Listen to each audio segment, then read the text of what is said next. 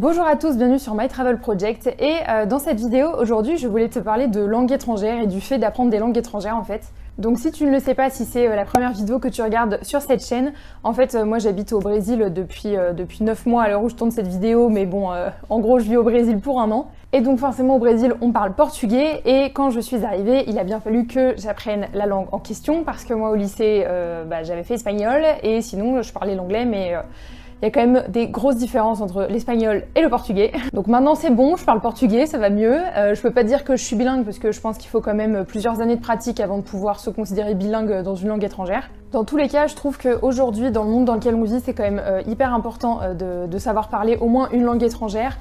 Mais ça peut quand même être compliqué aussi, surtout si à la base on n'est pas fort en langue. Moi je sais que quand je suis arrivée au Brésil, j'ai vraiment galéré du fait que je parlais pas portugais et même si j'ai essayé d'apprendre dès le début des phrases typiques, des mots basiques, ça a quand même été hyper compliqué pour communiquer, pour me faire comprendre dans la vie quotidienne. Maintenant c'est bon, j'ai passé cette étape, maintenant j'arrive à me faire comprendre et je bosse en portugais donc comme tu le vois c'est bon, je me suis habituée. Du coup ce que j'ai fait c'est que j'ai fait une liste de 8 conseils que je vais donner aujourd'hui pour apprendre une langue étrangère ou en tout cas pour l'apprendre un peu plus facilement. N'hésite pas à me dire dès maintenant dans les commentaires toi quelles sont les langues étrangères que tu parles et celles que tu aimerais apprendre ou que tu es en train d'apprendre. Et du coup c'est parti pour mes 8 conseils. Donc le premier conseil que je voudrais te donner c'est de te familiariser avec la sonorité en fait de la langue que tu veux apprendre. Personnellement moi j'avais pris l'espagnol en LV2 quand j'étais au lycée et l'accent espagnol et l'accent portugais, enfin surtout portugais du Brésil, c'est quand même extrêmement différent. J'étais pas du tout habituée à la sonorité du portugais quand je suis arrivée ici et donc même avant de venir ce que j'ai fait c'est que j'ai essayé de me familiariser en fait avec cet accent pour pouvoir un peu m'enlever on va dire l'accent espagnol de la tête. Et pour ça ce que j'ai fait c'est que j'ai regardé des films et des séries en version originale portugais. Sur Netflix tu trouveras pas mal de films et de séries de production brésilienne. D'ailleurs si je peux te recommander une série sur Netflix qui est une série brésilienne, c'est 3%, c'est génial et pour le coup ce sont les vraies voix en portugais. Après bien sûr tu peux aussi regarder d'autres séries dont la version originale n'est pas forcément portugais mais juste en changeant les voix. C'est ce que j'ai fait pour les séries espagnoles en fait parce que je me suis dit que sinon j'allais tout mélanger. Donc pour les voix en fait je mettais les voix en portugais au lieu de mettre la version originale en espagnol. Après si tu es déjà sur place dans le pays dans lequel tu veux apprendre la langue, je te conseille aussi d'utiliser la fonction voix sur Google Traduction par exemple si tu découvres un nouveau mot mais que tu n'es pas sûr de savoir comment le prononcer, tu as juste à taper le mot dans Google Traduction dont tu cherches la prononciation et à côté normalement tu auras soit une petite icône de haut-parleur ou de micro, il te suffit de cliquer dessus et ça va te prononcer automatiquement le mot, comme ça au moins tu pourras te familiariser avec la sonorité et la prochaine fois que tu l'entendras ça sera pas un son totalement inconnu. Après mon deuxième conseil ça serait vraiment d'y aller petit à petit et d'apprendre chaque jour quelques mots en plus. Après voilà, je pense pas qu'il faut se foutre la pression non plus. Si t'es juste en voyage dans un pays, apprendre 2 ou 3 mots par jour, ça te permettra juste de pouvoir communiquer dans la vie de tous les jours, mais ça sera amplement suffisant. Après, si t'es dans la même situation que moi et que t'es parti vivre dans un autre pays où tu ne connais pas du tout la langue, eh ben, il va falloir apprendre petit à petit, mais ça sert à rien de te dire qu'au bout de 2 semaines, tu pourras communiquer de manière fluide avec des locaux, tout simplement parce que ça sera pas le cas.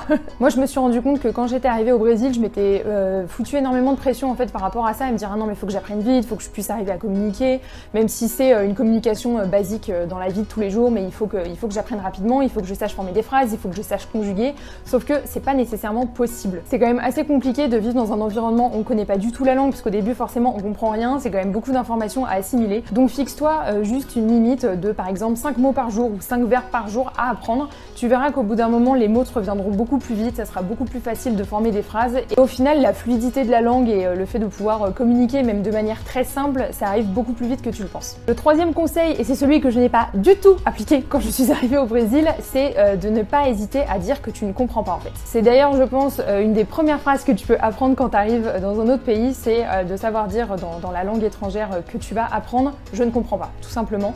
Parce que si tu ne parles aucun mot de cette langue, donc par exemple pour moi le portugais, ça va vraiment te permettre en fait juste de communiquer de manière hyper basique. Si tu dis en fait que tu ne comprends pas ce qu'on te demande ou ce qu'on te dit, en général, les personnes en face de toi vont essayer de faire un effort pour t'expliquer d'une autre manière, pour faire des gestes avec leurs mains pour te faire comprendre en fait ce qu'elles ont envie de te dire et du coup pour rendre la communication un peu plus facile. Mais si tu sais déjà pas dire cette phrase, en effet, ça va être compliqué parce que là, pour le coup, la communication est totalement bloquée. Mais mis à part le fait de savoir dire cette phrase, il faut surtout pas hésiter à l'utiliser. Moi, quand je suis arrivée au Brésil, j'avais vachement de mal en fait à dire que je comprenais pas, donc je restais comme une conne littéralement, genre j'ai pas compris. Mais je le disais pas en fait en portugais, donc forcément personne pouvait savoir que je comprenais pas. Le truc quand t'es dans un pays étranger et que tu connais pas la langue, si tu viens juste d'arriver, c'est que c'est normal en fait que tu comprennes pas.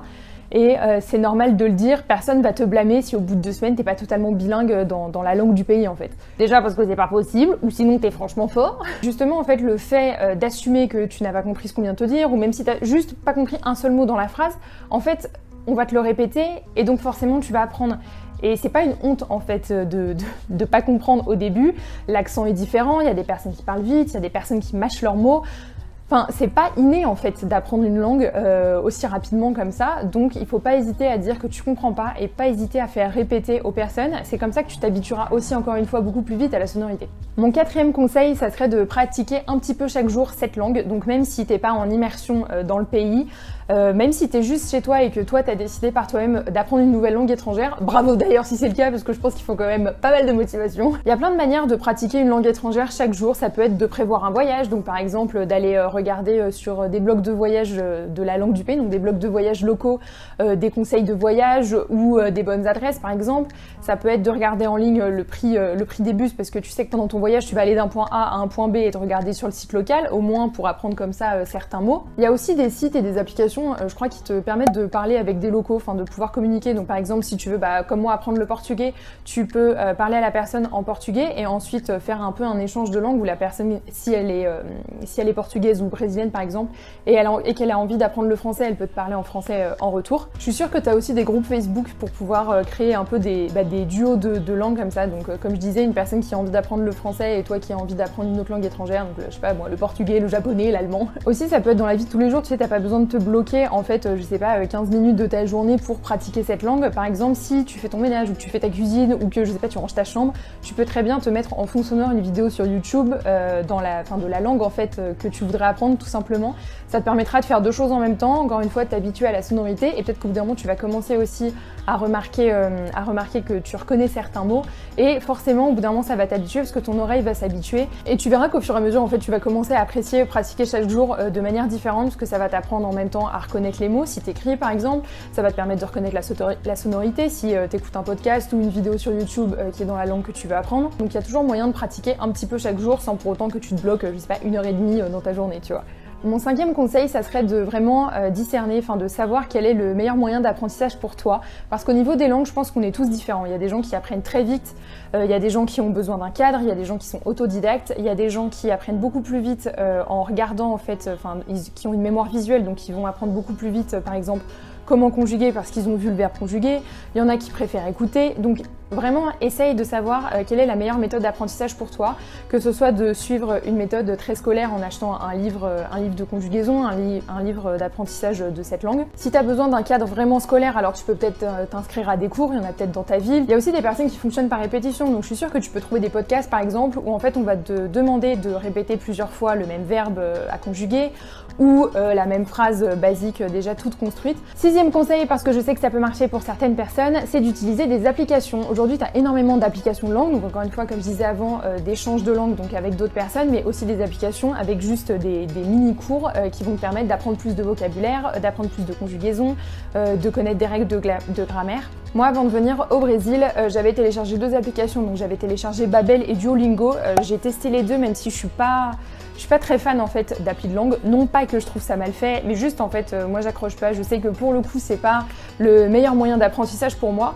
Néanmoins, c'est quand même des applications qui sont quand même assez bien faites, c'est des cours qui sont assez rapides, qui sont en 5-10 minutes par jour, donc ça te permet vraiment d'avoir un suivi, de encore une fois pouvoir pratiquer un peu chaque jour et d'arriver dans le pays en sachant quand même dire quelques mots. Après, il n'y a pas que Babbel et Duolingo, je pense qu'il y a plein d'autres applications. Si j'en trouve d'autres où j'ai vu qu'il y avait des bonnes revues, je te mettrai les liens dans la barre d'infos, donc n'hésite pas à la regarder. Mon 7e conseil, ça sera d'écouter les autres et de les imiter. Alors pourtant, ce conseil n'est pas à appliquer dans toutes les sphères de ta vie. Je pense que l'imitation dans le domaine de l'apprentissage des langues, c'est quand même un bon moyen pour comprendre l'accent, pour essayer de choper l'accent en même temps, mais aussi pour apprivoiser les tournures de phrases, pour apprivoiser les mots qui sont utilisés mais qu'on nous apprend pas nécessairement en cours. En général, l'accent et la manière de parler, tu l'apprends pas dans un cours, tu l'apprends souvent sur place en parlant avec des gens dont c'est la langue natale. Bon, en tout cas, c'est comme ça que ça s'est fait parce que j'étais quand même en immersion totale et que j'ai pas pris de cours de portugais Je parle d'un cours vraiment scolaire où tu es assis dans une classe avec un prof qui t'apprend la langue. Hein. Donc c'est vraiment en écoutant les autres et en les imitant, en sachant quand même ce qu'ils disent, parce que sinon c'est pas très pratique. Bref, c'est vraiment en les écoutant et en les imitant que tu vas réussir à comprendre l'accent, à le choper au fur et à mesure et aussi à apprendre de nouveaux mots, de nouvelles phrases qu'on t'aurait pas nécessairement appris dans un cours classique. Et enfin, le 8e conseil, et je pense que c'est le plus important, c'est de ne pas avoir peur du ridicule. Déjà parce que forcément, quand tu apprends une langue étrangère et qu'au bout d'un moment t'essayes de dire une phrase, il y a forcément un jour où tu vas te tromper, tu vas dire un mot à la place d'un autre et ça va rien vouloir dire. En fait, c'est inévitable. Il y a nécessairement un moment où tu vas formuler une phrase et soit ça va rien vouloir dire, soit ça va vouloir dire quelque chose mais complètement à côté de la plaque. Les gens vont trouver ça drôle, c'est juste normal, mais c'est pas grave. Les erreurs que toi tu fais en apprenant une autre langue, les personnes qui parlent cette langue-là, donc c'est la langue natale, feront aussi ce même genre d'erreur s'ils essayaient d'apprendre le français par exemple. Donc t'as pas à avoir honte parce que c'est comme ça que t'apprends. Et puis à la limite c'est peut-être mieux que les gens te fassent remarquer que tu fais des erreurs plutôt que personne te le dise et qu'au final tu continues de dire n'importe quoi. Voilà, c'était mes 8 conseils pour pouvoir apprendre une langue étrangère. Donc pour moi c'était le portugais. Je suis quand même assez contente et assez fière de moi pour le coup de me dire que maintenant je peux quand même parler de manière fluide en portugais, encore une fois sans pour autant être bilingue, mais maintenant je me sens à l'aise de parler en portugais, je travaille totalement en portugais et je trouve ça vraiment cool de me dire que maintenant je sais quand même parler une 3e langue. Après, peu importe la langue que tu essayes d'apprendre, je pense que ça nécessite quand même beaucoup de travail et beaucoup d'assiduité, donc vraiment ne perds pas espoir. C'est normal au début de galérer et de pas réussir à savoir former une phrase. Moi, ça fait donc là 9-10 mois que je suis au Brésil et honnêtement, je pense que ça m'a pris bien 4 mois avant de pouvoir comprendre, on va dire, 80% d'une conversation et pour autant, je pouvais pas répondre à toutes les questions. C'est un travail en fait de tous les jours, donc vraiment ne désespère pas, je suis sûre que tu arriveras à apprendre la langue que tu veux apprendre. Encore une fois, n'hésite pas à me dire en commentaire quelle langue tu parles et quelle langue t'aimerais apprendre, j'aimerais beaucoup savoir qu'est-ce que tu parles en fait comme langue, mis à part le français. Et nous on se retrouve bientôt dans une prochaine vidéo. Ciao!